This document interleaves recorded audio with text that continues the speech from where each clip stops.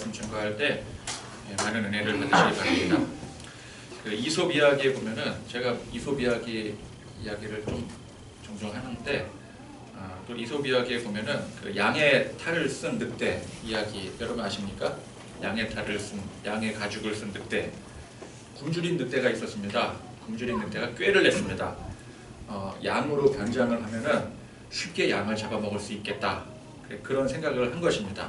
그래서 늑대가 어디서 이제 훔친 그 양의 가죽을 뒤집어 쓰고 양으로 변장을 했습니다. 그리고 양치기를 피해서 양의 무리로 몰래 숨어 들어가는데 성공을 했습니다.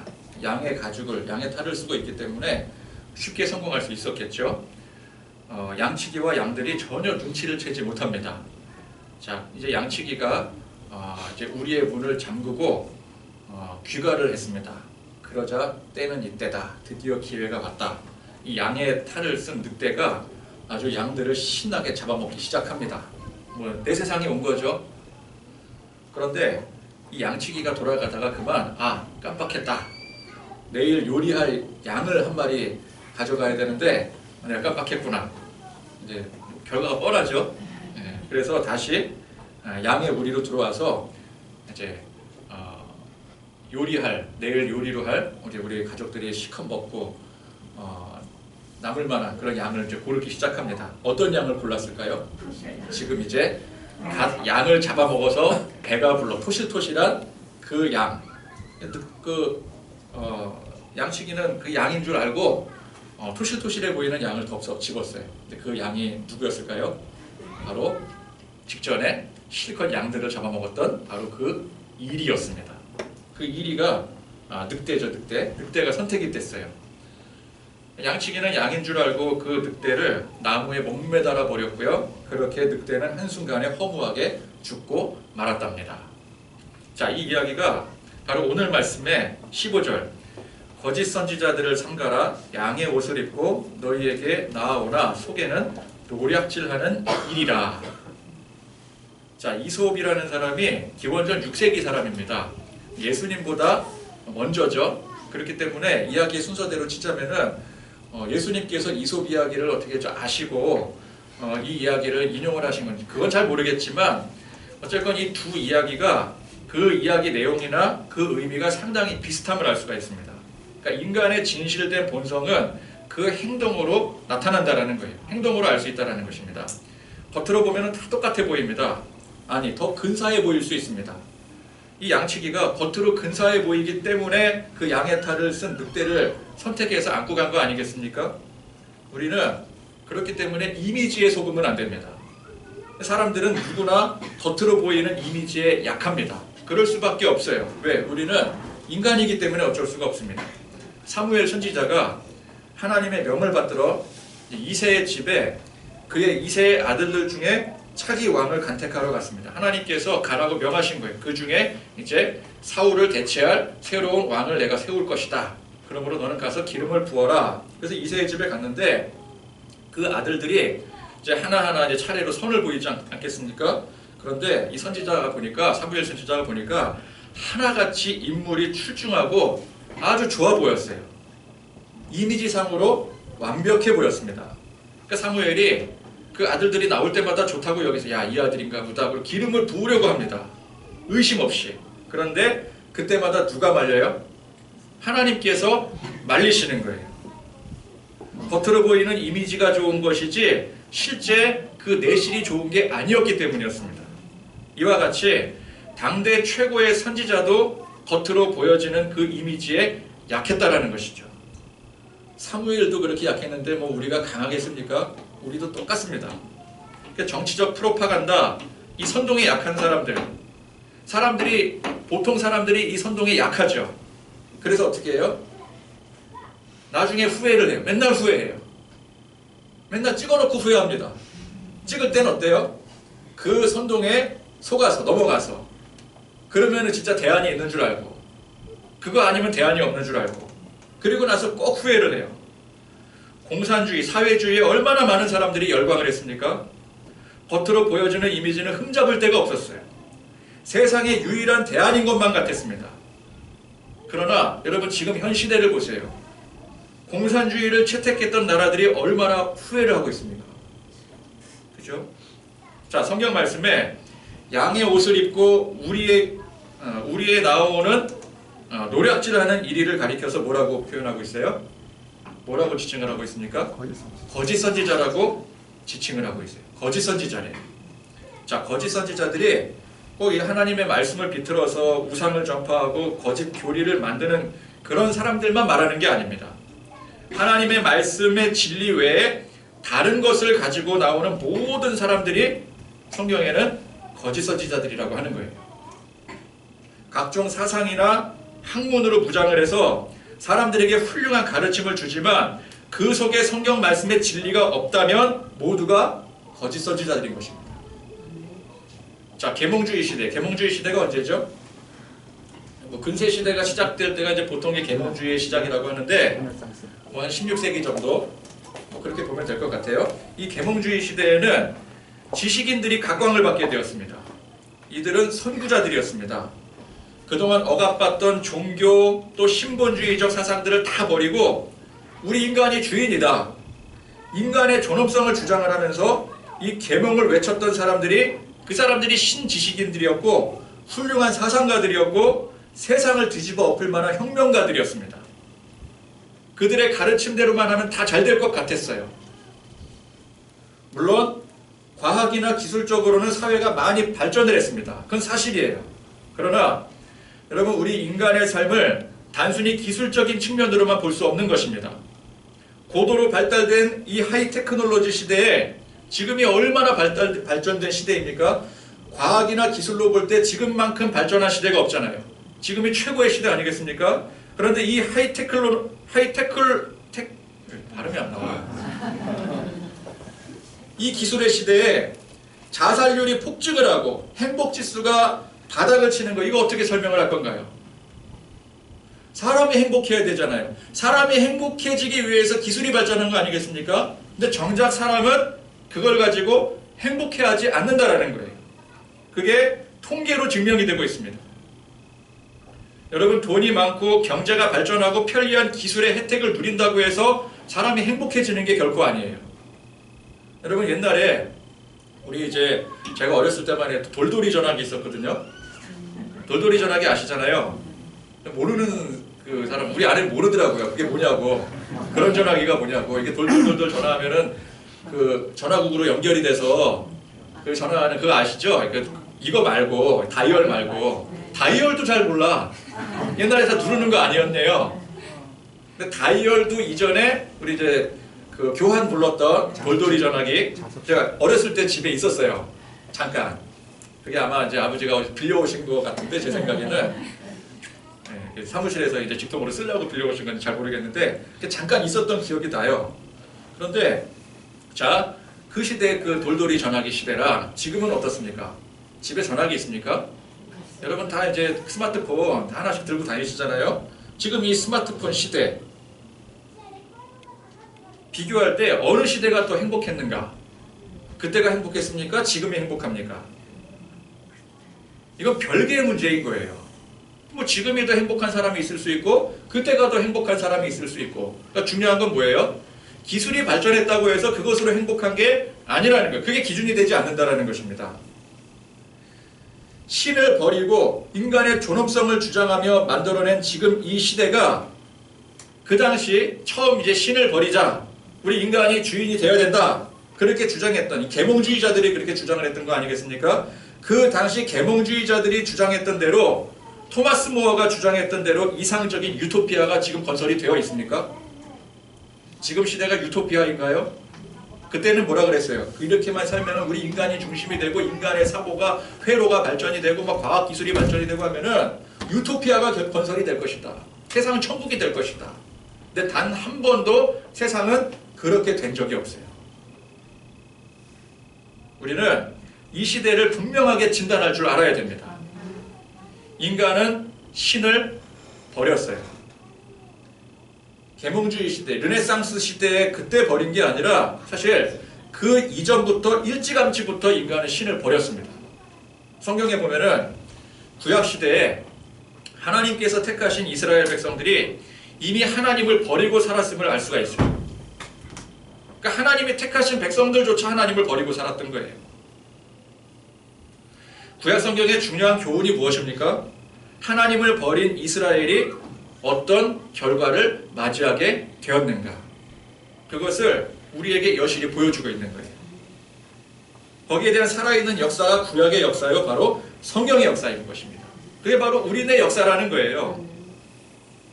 자, 인간이 신을 버린 그 후로부터 그 대가를 톡톡히 치르게 되었습니다. 이것이 세상의 본 모습이에요. 이게 본질적인 모습이에요. 우리 그걸 볼 줄 알아야 돼요. 인간이 신을 버렸더니 어떤 대가를 톡톡하게 치르게 되었는가, 그 관점으로 세상을 보셔야 됩니다. 끊을 수 없는 죽음의 굴레로부터 그에 파생되는 각종 문제들이 끊이지 않게 되었어요. 엔트로피의 법칙이 뭡니까? 질서에서, 모든 것은 질서에서부터 시작해서 무질서로 흘러간다. 이게 엔트로피의 법칙 아니겠어요? 인간의 세상은 하나 예외가 없어요. 단 한 가지 예외도 없어요. 모든 것은 질서에서부터 시작해서 무질서로 끝나게 됩니다. 이건 변함없는 진실이에요. 이 근원이 어디서부터 시작이 된 거예요? 인간이 신을 버린 후부터, 죄가 들어온 그 후부터 이 엔트로피의 법칙이 시작이 되는 거예요. 이건 과학의 법칙입니다. 역사를 보면 수많은 사람들이 우리 인간 사회에 파생되는 각종 문제들을 해결하려고 노력해 왔습니다. 그러니까 인간사가 곧 피나는 노력의 역사인 거예요. 그런데 생명의 문제에서부터 시작해서 각종 도덕, 관계, 모든 분야에 이르기까지 그런 노력들이 빛을 보았습니까? 제가 어렸을 때만 해도요, 제가 어렸을 때는 20세기를 살았잖아요. 이제 21세기에 대한 환상이 굉장히 지금 생각해보면 지나쳤습니다. 그러니까 21세기가 되면은 모든 게 다 정복이 될 줄 알았어요. 21세기 되면 우리 다 어떻게 한다 그랬어요? 하늘을 날아다니고요. 내가 날개가 있어서 날아다니는 건 아니지만 밖에 내다보면은 공중을 나는 택시들 다 공중에 날아다닌다 그랬잖아요. 공중에 막 확 날아. 그 당시에 이제 그 미래 그 SF 영화들 보면은 공중에 다 날아다니잖아요. 그래서 막 택시 같은 거 막 날아다니고 그리고 질병 이런 거 있습니까? 그때만 해도 암이나 에이즈나 이런 거는 21세기 되면 다 정복된다 그랬어요. 감기 이런 건 병도 아니라 그랬어요. 정복이 됐습니까? 지금 코로나가 이게 지금 나온 지가 지금 몇 년이 됐습니까? 근데 이게 떨어지질 않고 있어요. 그죠? 감기가 이제는 웬만한 감기가 그냥 코로나나 감기나 똑같아. 그죠? 걸리면 고생이에요. 전혀 해결되지 않았어요. 암이 해결됩니까? 해결된다 그런 지가 지금 몇십 년 전인데 해결이 하나도 안 되고 있어요. 지금 밖에 내다보면은 택시들이 하늘 날아다니고 있습니까? 꿈도 못 꿀 일이죠. 전기차가 폭발한다면서요. 여러 가지 이슈가 막 있어요. 하나도 해결된 게 없어요.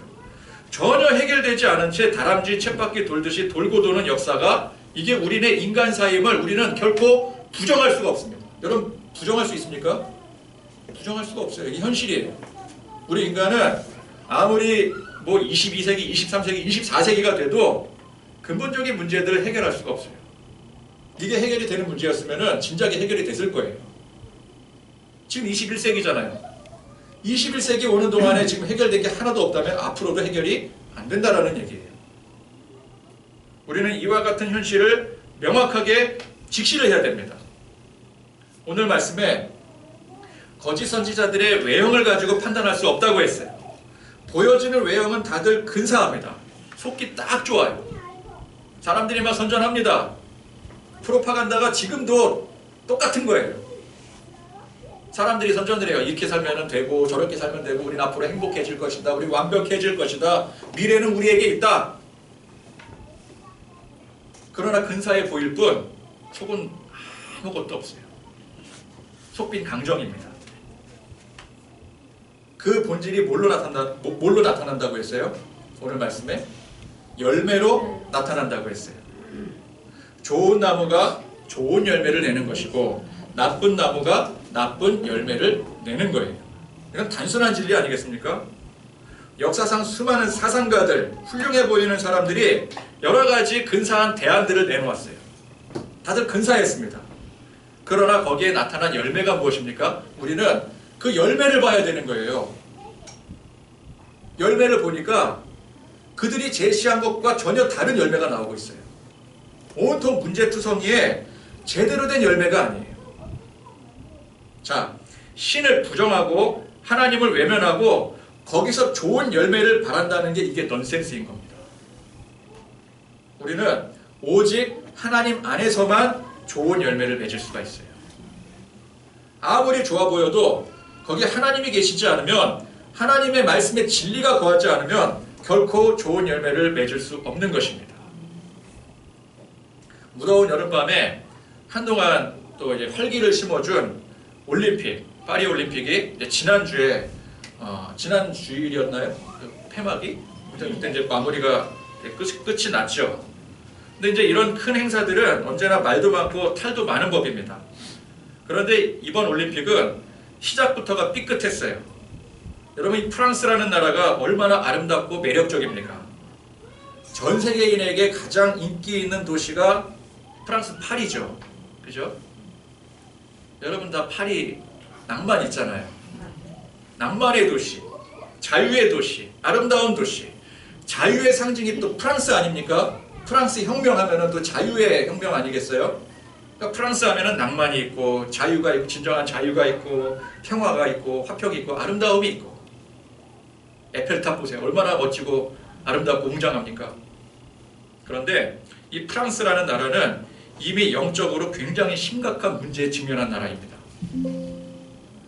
겉으로 보기에 그렇게 아름답고 낭만적인 나라와 도시가 사실은 속에서부터 골마 터져서 그 심각한 문제들이 여기저기서 터져 나오는 게 이게 아름다운 낭만에 가려진 이면이에요.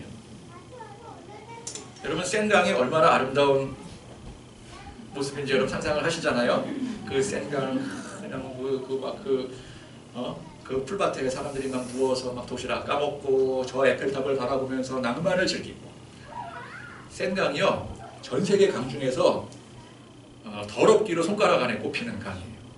거기서 수영을 하겠다고 하니까 선수들이 막 구토하고 난리 난 거 아니겠습니까? 가려진 거예요. 베르사유 궁전 얼마나 화려합니까? 베르사유 궁전에는 화장실이 없다. 그 유명한 말이 있죠. 그 화장실을 볼일 보려면 이 사람들 어떻게 해야 돼요? 어디 가서 아무 데나 짱 박혀서 봐야 돼요. 자, 그 낭만에 가려진 그 이면이 올림픽 개막식에서부터 터져 나오게 되는데 이게 어떻게 보면 당연한 수순이라고 볼 수가 있어요. 왜? 안으로부터 이미 이 나라는 골마 들어가 있기 때문에. 저는 안타까움에 이런 말을 하는 거예요. 저는 프랑스를 좋아합니다. 저는 에펠탑을 좋아해요. 우리 아내가 제일 좋아하는 건축물이 에펠탑이에요. 안타까움에 이런 말을 하는 거예요. 보통 이제 올림픽 개막식 하면은 뭐 기술적인 문제라든지 혹은 예술적인 문제로 구설수에 오르기 마련입니다. 그런데 이번 파리 올림픽의 개막식 문제는 그런 기술이나 예술을 넘어선 사상적인 문제가 터져 나왔다는 데 이 심각성을 더해주고 있는 거예요. 그러면 이게 이제 여러분 뭐 보셔서 뭐 아시는 분들은 아시겠지만, 근데 이게 이제 무슨 문제인지, 도대체 어떤 문제였길래 그렇게 심각하다고 하는 건가, 이게 왜 심각한 것인지에 대해서 이거 굉장히 아주 요모조모 잘 핵심을 파악해서 설명해 준, 좀 누군지는 모르겠는데 찾다 보니까 그 영상이 굉장히 좋더라고요. 그 유튜브 영상을 제가 이제 소개를 할 건데요. 이게 이제 분량이 16분 정도 됩니다. 근데 이게 이제 파리 올림픽의 문제에서부터 현재 프랑스의 문제, 그리고 더 나아가서 그것이 오늘날 바로 우리에게 주는 굉장히 중요한 메시지라는 것을 담고 있는 아주 짤막한 영상인데, 그걸 우리가 이제 같이 보시고 그다음에 결론을 짓도록 하겠습니다. 앞에 조명 꺼주시면 좋을 것 같아요.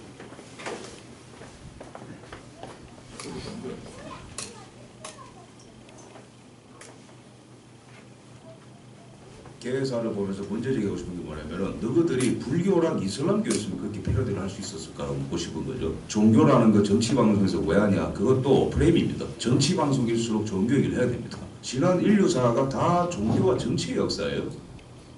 올림픽 개회식에 대해서 논평을 좀 하겠습니다. 간단히 말해서 난장판의 개회식이었다. 파리올림픽 개회식을 쭉 보는데 성화를 들고 뛰어다니고 뭐 지단도 나오고 세링디옹도 나오고 뭐 난리가 났는데 중요한 대목들이 좀 있습니다. 이것과 관련해서 프랑스가 지금 어디로 가고 있는가, 그리고 지금 서구가 어떻게 가고 있는가, 이거가 지금 대한민국의 미래가 될 수 있다는 거, 이런 말씀을 드리겠습니다. 일단 문제의 장면 첫 번째, 마리 앙뚜아네트를 이렇게 형성한 퍼포먼스가 한 창문뿐만 아니고 여러 군데에 전시가 있었다는 거. 마리 앙뚜아네트는 참고로 가짜뉴스로 채용된 사람입니다. 뭐 아들과 부적절한 뭐 성관계를 가졌다 이런 되지도 않는 가짜뉴스를 퍼뜨려가지고 당시에는 프랑스가 굉장히 억압적인 체제를 맞았어요. 다른 나라가 막 변모하고 미국에서 독립혁명이 일어나고 영국에서 명예혁명이 일어나고 정치체제가 바뀌고 국민의 기본권 같은 것들이 막 장전이 될 때에 프랑스는 여전히 경제, 정치, 어떤 종교 구조가 굉장히 폐쇄적이고 다친 구조를 맞습니다. 그럼에도 불구하고 이 왕을 처형시키고 프랑스가 걸어간 길은 오히려 더욱더 막장으로 가버렸죠. 정치체제를 정신적으로 바꾸는 게 아니고 왕도 처형시키고 경찰들도 다 죽여버리고 자신들을 지켜줄 수 있는 군대도 해산시켜버리고 캐톨릭 사제들을 잡아다가 죽이고 말이죠. 신앙 고백을 하는 사람들은 전부 다 처형시키고 혁명재판소에 다 붙여버리고 그랬습니다. 그래서 오히려 나라가 무리사가 막 퍼지게 됐던 거죠. 게다가 가장 심각한 정치 위기는 뭐냐면은 왕을 목 잘라서 그냥 백성들이 본 앞에서 막 죽이고 그렇게 됐는데 왕도 죽인 마당에 그 다음 사람은 못 죽일 이유가 뭐가 있냐 이러면서 로베스피에르 이런 사람들, 혁명을 주도했던 사람들, 이런 사람들도 똑같은 기요틴에 다 처형당하고 그래요. 왜? 간단하거든. 왕을 죽였는데 그 밑에 사람들 정치 못하면 못 죽일 이유가 뭐야? 난장판이 되는 거예요. 그런 리더십 부재 속에서 더욱더 무질서가 퍼지게 되고 나라가 어수선해지니까 해외 국가들이 쳐들어오고 이러면서 대내외적인 위기가 더욱더 커진 거거든요. 그래서 프랑스 혁명을 기리면 안 돼요.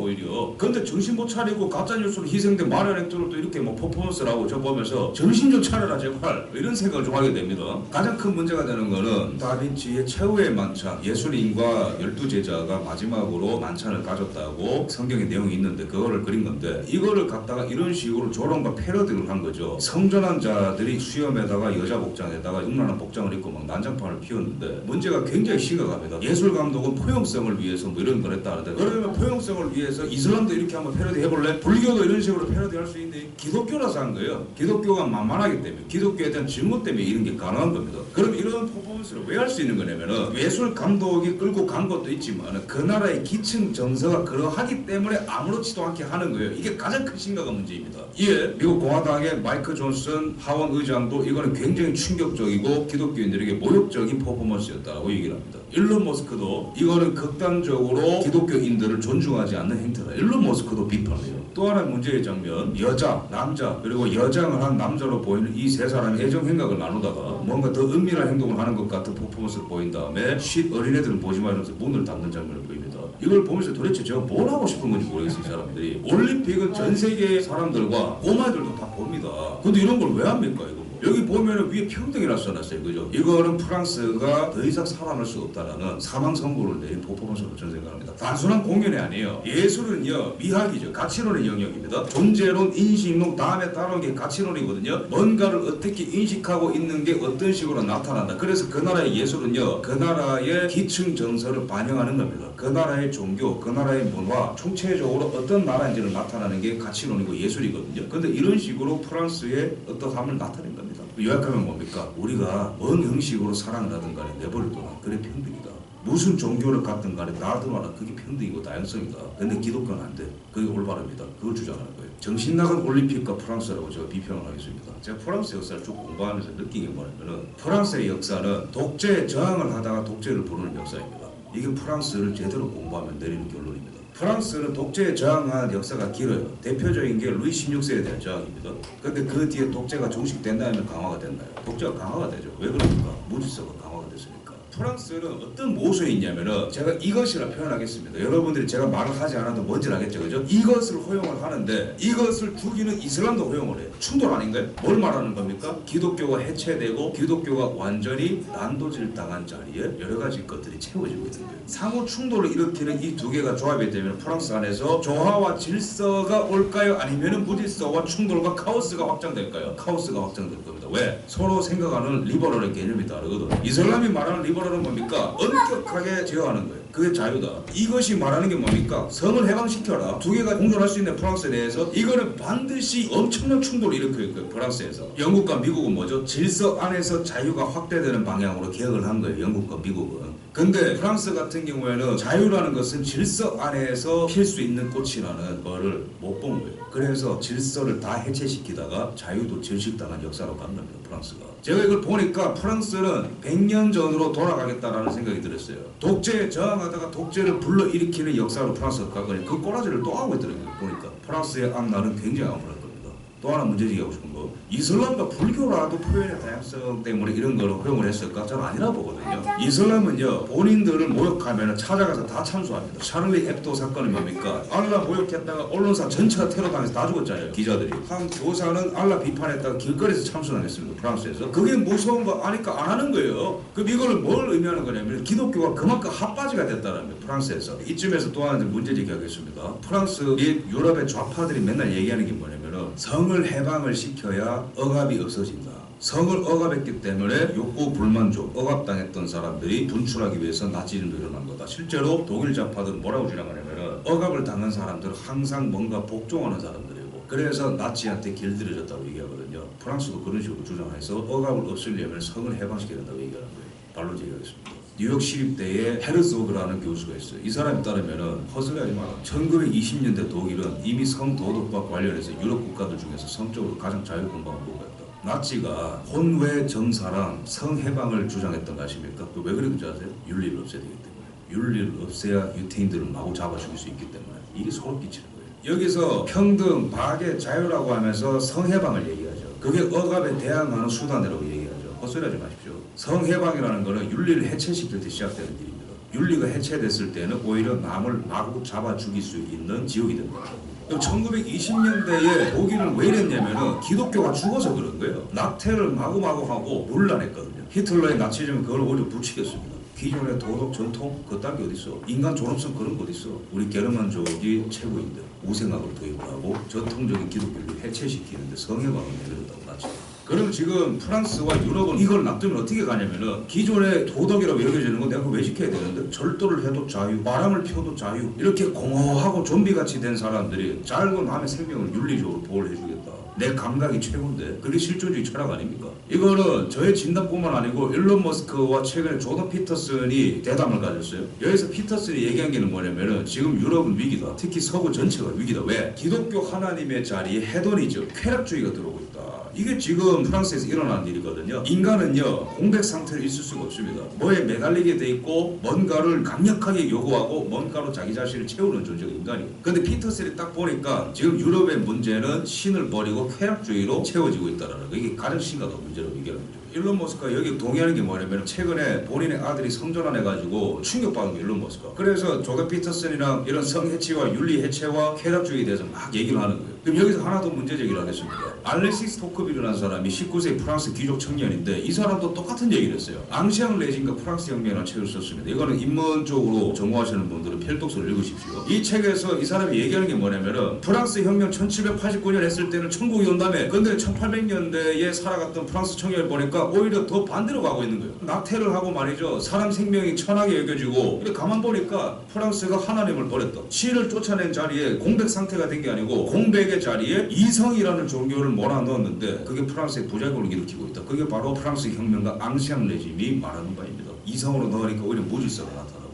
왜 기독교가 질서를 잡아주거든요. 가정과 교회와 국가 간에. 근데 무질서가 나타나니까 그 다음에 나폴레옹으로 채우고 나폴레옹도 전쟁하고 온갖 정적 만들어가지고 결국에는 유배당해서 나폴레옹하고 다시 왕이 와. 그게 공허하거든요. 뭘 믿고 살아가야 되는지 공허한 거예요. 그 다음에는 해체주의, 그 다음에 공산주의. 이제는 안 되니까 쾌락주의를 때려놓는 거예요. 그런 과정 속에서 기독교는 절대로 싫으니까 기독교 말고 다른 종교는 다 들어와. 그래서 이슬람을 지금 받아들이는 거예요. 필연적으로 프랑스는 앞으로 무질서로 갈 겁니다. 프랑스 역사가 그거를 방증하고 있어요. 토크빌이 말하는 게 뭐냐면 자유는 도덕성 없이 세워질 수 없고 도덕성은 신앙 없이 세워질 수 없다. 이 얘기를 왜 하냐면은 이 프랑스인이 미국에 가보니까 처음에는 무시했어요. 덜 떨어진 미국인들. 왜? 유럽에서 나가서 거기를 만들었으니까. 근데 미국은 영국에도 없고 프랑스에도 없는 위대한 문명을 세우고 있다라고 이 사람이 경탄한 거예요. 그래서 미국의 민주주의라는 책을 쓴 거예요. 이 사람이. 미국을 가만 보니까 프랑스는 지금 가정이 다 해체가 됐다. 이미 1800년대 그런 얘기였어요. 남편이 외도를 하고 만해가 낙태를 하고 고아는 늘어나고 대표적으로 프랑스 혁명의 사상적 기초를 놓았다고 평가받는 장자크 루소도 애들을 다 버린 사람 말이에요. 애들을 5명 6명 기름도 안 쪄주고 다 싸질러 버리고 버려버렸어요. 길거리에다가. 이미 예고가 된 거예요. 프랑스는. 가정의 질서가 없으니까 사회 전체의 질서가 없고 사회 전체의 질서가 없으니까 국가는 포갑적인 독재자를 불러일으킬 수밖에 없는 거예요. 근데 미국을 가보니까 가정의 질서가 잡혀있어요. 끈끈해. 근데 가족 중심으로만 형성되는 게 아니고 공동체 정신도 있는 거야. 다른 가족도 중요하다. 지역 공동체 안에서 서로 덮고 젠틀맨이라고 부르고 서로 너무 잘해주는 거예요. 그리고 그 지역에 문제가 생기면 내일처럼 달려들어서 해결하고 하나님의 명령에 해당하기 때문에 국가의 명령에 존중해야 돼. 그러면서도 하나님이 우리한테 기본권을 줬기 때문에 우리의 기본권을 주장할 때는 강력하게 또 덤벼들어. 이런 선진적인 정치 문화가 어디서 나왔냐 이거야. 프랑스에 없는데 보니까 교회에 있다더라. 나는 미국의 천재성을 알지 못했다. 언제까지? 교회에서 울려 퍼지는 강력한 설교 메시지를 듣기 전까지. 그게 토크빌이었단 말입니다. 보니까 하나님은 그냥 관념이 아니고 율법 그 자체고 의 그 자체다. 그렇기 때문에 너희들은 구원받았다면 하나님의 은혜에 보답하기 위해서 율법을 지켜야 돼. 근데 중국은 뭐죠? 도덕이 옳기 때문에 안 지키면 죽어. 굉장히 기계적이고 강압적이죠. 근데 이제 미국식 기독교 또는 살아있는 기독교의 특징은 뭐냐면 예수 그리스도가 너의 죄 때문에 죽으시고 너를 다시 살게 하기 위해서 부활하셨기 때문에 그 개인적으로 체결된 언약 관계 안에서 율법을 지켜라는 거예요. 관계 중심적인 거거든요. 그러니까 법을 지킬 때 자발적으로 되는 거예요. 미국의 그 왕성한 도덕이 폭발하는 거에는 기독교가 있다. 토크빌 그걸 본 겁니다. 제가 지금 종교 얘기하는 거 아닙니다. 서양사의 정통을 얘기하고 있는 거예요. 그래서 에드먼드 버크도 종교야말로 문명사회의 기초이며 모든 선, 모든 위안의 원천이라고 얘기한 거예요. 버크가 말하는 종교는 기독교입니다. 기독교가 있어야 문명사회의 기초가 질서가 잡힌다. 그래서 미국의 2대 대통령 존 아담스도 똑같은 얘기를 한 거예요. 미국은 기독교가 있어야 공화국이 발전될 수 있다는 거. 그럼 최종적으로 제가 말씀드리겠습니다. 지금 프랑스는 자가를 했고 최종적으로 선고가 된 거예요. 그리고 이렇게 다른 종교는 비판 못하면서 기독교만 이렇게 조롱을 한다는 거는 프랑스가 프랑스 될 수 있게 만든 모든 선진적인 것들을 다 우리는 거세할 준비가 돼 있다는 걸 얘기하는 거예요. 그럼 그 공허한 자리에는 쾌락주의랑 이슬람이 들어와서 앞으로 무질서가 드러나고 그 무질서를 해결하기 위해서는 프랑스는 더욱더 억압적인 체제를 불러일으키게 될 겁니다. 윤리를 못 지키는 인간들을 옥두각시로 부리는 정부가 이제 탄생하게 될 거라고. 히틀러가 나타났던 현상과 똑같습니다. 그다음에 기독교의 필요성에 대해서 말씀을 드리겠습니다. 왜 이런 말씀을 드리냐면 이게 우리나라의 미래가 될 수 있기 때문에 그런 거예요. 우리나라도 무신론이 커지게 되면서 종교 그딴 거 왜 있어야 되는데 그런 생각을 하는 사람들이 많아요. 그렇지가 않습니다. 기독교의 율법은 제가 아까 말씀드린 대로 좀 독특해요. 그냥 동양적인 율법이 아니에요. 하나님과의 관계 가운데 존재하고 작동하는 겁니다. 인격적인 고려라는 제가 표현을 쓸게요. 자, 다시 한번 말씀드립니다. 이런 법이 있기 때문에 지켜. 그냥 당연하니까 지켜. 이게 이제 동양적인 율법주의인 거예요. 그게 유교인 거예요. 근데 기독교는 다른 거예요. 너를 살려준 개인 너를 사랑해서 자신의 독생자를 십자가에 매달려 죽일 만큼 너를 사랑하는 하나님이 계시기 때문에 그 하나님을 위해서 살아보지 않겠니? 그 은혜에 감격한다면 하나님이 명령하신 것도 지켜. 그게 너의 유익을 위한 거예요. 동기가 다른 거예요. 동기가. 그렇기 때문에 같은 법을 지켜도 굉장히 그 자유함이 있고 자발성이 있고 뭔가 사람을 따뜻하게 여기는 문화가 생깁니다. 미국 가보면요. 왜 엘리베이터를 잡아줍니까? 되게 당연한 건데 중국에 그런 거 있습니까? 왜 지나가면서 그냥 막 웃어주죠? 왜냐면은 기독교적인 공동체주의가 있어서 거기에 나라 전반의 문화가 흩어져 있으니까 그런 질서와 문화와 자유가 생기는 거거든요. 다른 거예요. 이게. 이 자발성이 있기 때문에 정부의 명령과는 독자적인 영역에서 질서가 생깁니다. 중국에 왜 질서가 없는 줄 아세요? 강압적이라서. 동기가 없는 거예요. 거기는. 그러니까 안 지켜요. 이거 제 말이 아니고 중국의 문화를 비평한 문화 비평가가 한 말입니다. 중국인들은 왜 이렇게 무질서하고 비도덕적일까? 그건 바로 신의 자리에 도덕을 올려놓기 때문이라고 얘기했어요. 굉장히 인사이트 있는 말입니다. 동기를 부여해주는 기독교의 신이 아니고 그냥 도덕인 거예요. 그러니까 도덕적인 도덕. 이게 기독교적인 도덕은 자발성이기 때문에 정부가 막 명령을 안 해도 하나님 명령이기 때문에 지킨다니까 자발적으로. 그 다음에 기독교는 보편성을 파괴하는 미개 문화 종교와 전쟁을 해온 종교입니다. 인간의 존엄성을 해치는 모든 미개함과 다 전쟁하면서 살아남았다고. 첫 번째 식인, 인도에서 인신제사 없앤 것도 기독교입니다. 영아 살해 없앤 것도 기독교입니다. 로마 시대 때 영아 살해가 보편적이었거든요. 장애인이야 죽여, 여자야 죽여. 마음대로 아버지가 처벌할 수 있었어요. 애들을. 그거 하지 말라고 명령한 것도 기독교입니다. 계급이 다르다고 노예라고 천대시하지 말라고 가르치고 브라더라고 부르라고 명령한 것도 기독교입니다. 여성 인권을 챙겨준 것도 기독교입니다. 로마 때부터 유럽을 거쳐서 조선시대까지. 그래서 기독교가 사라지면 반드시 이상한 것들이 들어오게 돼 있는 거예요. 기독교는 최종적으로 오늘 제가 드리고 싶은 말씀 중에 가장 중요한 건데 인간 숭배를 막아줍니다. 마르크스가 공산주의를 만들고 프랑스가 퍼뜨린 데 앞장서고 영국이 사상을 정교하게 만들었지만 결정적으로 공산주의가 서유럽에서 꽃을 못 피우고 왜 동양권에서 데이트를 쳤는지 아십니까? 캄보디아, 북한, 기독교 세가 약한 쿠바, 러시아는 러시아 종교를 받아들였지만 전통이 약해요 거기는. 그래서 동양적인 색채가 짙은 이런 데에서 다 데이트를 쳤다고 중국도 그렇고. 왜 그러냐면은 동양권에는요 인간 숭배를 막아주는 전통이 없어요. 근데 서양은 인간 숭배를 막아주는 기독교가 뿌리를 깊이 내렸다고. 왕의 권력이 세죠. 당연히 있습니다. 근데 왕 위에 누가 있다? 교황이 있다. 교황 위에 누가 있다? 하나님이 있다. 그러니까 그런 상층부와 하층부를 딱 그려놓으니까 종교개혁을 하면서 이게 균형이 딱 맞는 거예요. 근데 동양권 같은 경우에는 그냥 인간이 상층부, 하층부를 다 지배해요. 천자. 천자라는 말 자체가 뭡니까? 중국 황제. 상층부, 하층부를 다 다스리는. 그러니까 인간을 위한 종교가 공산주의 아닙니까? 그러니까 공산주의 하자. 인간의 배를 채워주겠다. 유물론과 인간 숭배가 원래 있었던 상태에서 공산주의가 딱 오니까 합체가 되는 거예요. 이건 제 평가가 아니고 리차드 파이프스라고 하는 하버드 교수가 내린 평가입니다. 그래서 기독교를 이런 식으로 막 유린을 하는 거, 기독교를 변호하는 차원에서 그러는 게 아니고 문명사를 봤을 때 그렇게 하는 나라들은 필연적으로 다 고꾸라집니다. 그런 차원에서 이번에 프랑스의 사태를 읽어야 된다라는 거.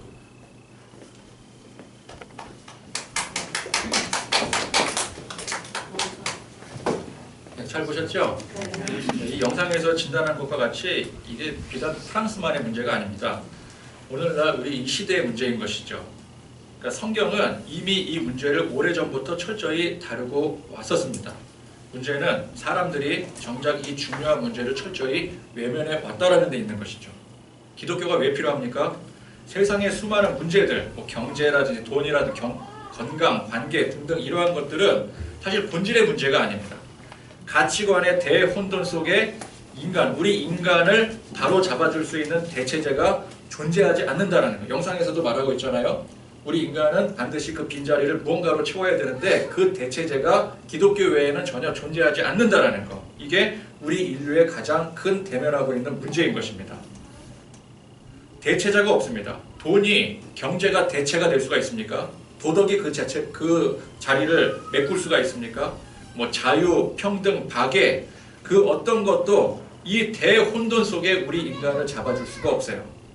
오직 신만이, 오직 하나님만이 우리 혼돈의 인간을 잡아주실 수가 있습니다.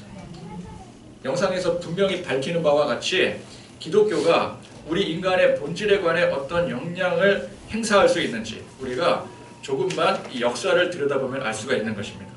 진정한 자유, 평등, 사랑, 화평, 온유 등등 기독교는 이러한 참된 가치를 통해 혼돈의 시대를 붙잡아줍니다. 성경 잘 보면 그러한 가치를 사람들이 외면했을 때 분명히 혼돈이 일어나게 돼 있어요. 인류의 역사를 돌아보더라도 그것이 분명하게 나타나 있는 것입니다. 예수님의 팔복의 가르침은 이건 단순한 진리가 아닙니다. 도덕이나 윤리의 확장이 아니에요. 세상의 근간을 다시 세우는 중요한 가르침입니다. 이 대혼돈 속에 무너져가는 우리 인간을 제대로 잡아줄 수 있는 유일한 대체제인 거예요. 그것은 분명한 열매로 나타난다고 했습니다. 좋은 나무는 좋은 열매를 맺는다고 했어요. 사랑의 열매, 희락의 열매, 화평의 열매, 온유의 열매로 나타나게 되는 것입니다. 그럼 기독교 온통 뭐 문제 많은데요? 타락하고 문제 많은데요? 그거는 변질된 기독교지 진짜 기독교가 아닌 거예요. 우리는 이 시대를 제대로 볼 줄 알아야 됩니다. 본질을 볼 줄 알아야 됩니다. 겉으로 보기에는 저 낭만스럽고 아름답고 근사한 양과 같습니다. 그러나 그 속에는 무엇이 도사리고 있어요? 흉악한 오늘 말씀의 이리가 도사리고 있는 것입니다. 늑대가 숨어 있는 거예요. 우리는 오직 유일한 대체제가 되는 이 하나님 말씀의 진리를 붙들고 항상 이 말씀 중심으로 살아가기 위해서 힘쓰고 있으시는 그런 저와 여러분들이 되실 수 있기를 간절히 축원드립니다. 찬양하시겠습니다.